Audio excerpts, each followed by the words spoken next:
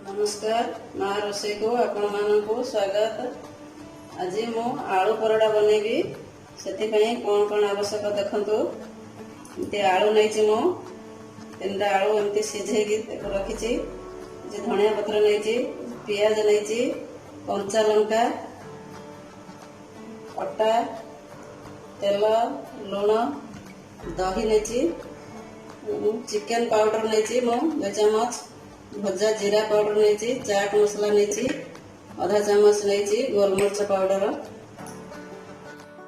तो आरंभ करवा। प्रथम आलू गुड़ाक एमती बेटर ये करदे आप मैश भी करें।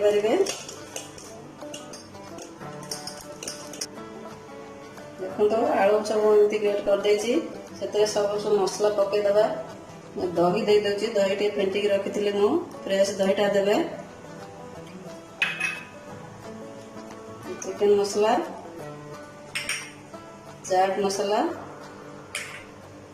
भजा जीरा पाउडर दे दीची, गोलमरीच पाउडर टिके देची, दरकार अनुसार लुण दउची,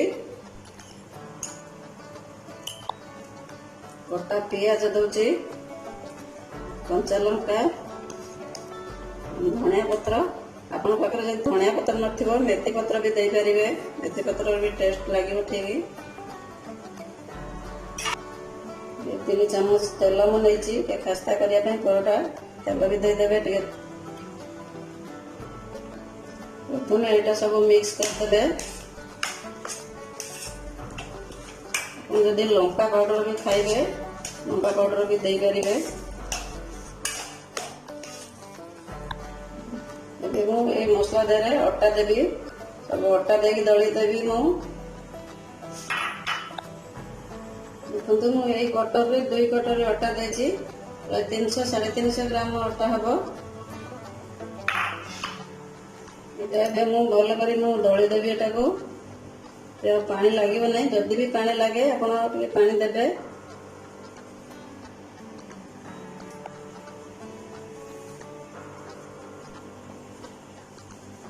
देखो मुझे अटाटा दली देची। एमती बेसी सॉफ्ट हम नहीं कि बेसी हार्ड भी हम नहीं, मीडियम आप सब स्टफिंग देकी आलू परोटा करते। एमती थे निश्चय बनातु। एटा मुझे गोड़े 15 मिनट रखीदेवी, तापर मु परोटा बनैबी। 15 मिनट होगा मत सेट हो जाइए। मु परोटा बनवा स्टार्ट करी। देखो एमती टे बड़ बड़ सब गोला करदेवी। मु परोटा सब बेली देवी।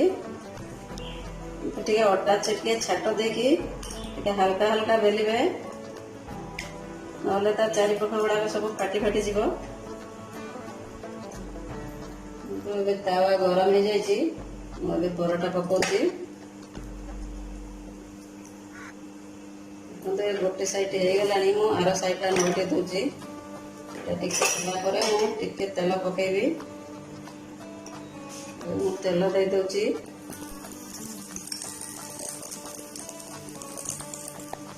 गैस फ्लेम टे मीडियम रखिकी सेकिबे। टे परोटा टे मोटा मोटा हो जेहेतु टाइम लगे। देखु परोटा एमती लाल लाल होगलानी। आपन स्टफिंग परोटा बनैबा अपेक्षा एमती परोटा बनैबा भी बहुत सहज हम, शीघ्र भी हो, खाया भी बहुत टेस्ट लगे। टिके डिफरेंस लगे निश्चय आपण मानकु। एबे मु प्लेट रू काढी दउची। देखंतु मोर आलू परोटा प्रस्तुत हो जाइए। आपण माने एमती दही और टमाटो सॉस सहित खातु, निश्चय आपण मानकु भल लागिबो। आपण माने भल लागले आपण माने कमेंट करंतु, शेयर करंतु एवं सब्सक्राइब करंतु। पाखरे थिबा बेल आइकन मध्ये क्लिक करंतु।